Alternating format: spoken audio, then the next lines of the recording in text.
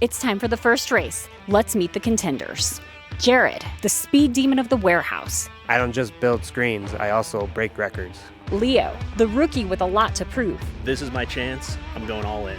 The Super Screen Bowl begins now.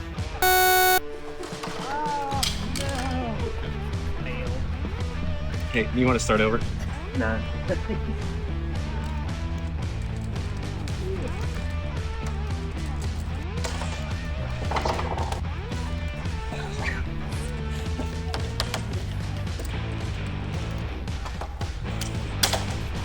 Oh, I just tore it. Jared, smooth as ice. I think Jared is done.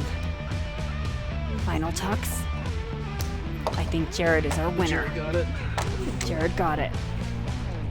But Leo, a close second. I folded under the pressure, I guess. I got lucky. Overall, it looks pretty good. We always emphasize quality here at Metro. You can see the screen's nice and tight. He gets A+ for that. And actually, there's no bow here, so the frame is nice and square. Corners are good. Spline is tucked in. Real good job, Leo. Okay, Alex, so how's that looking?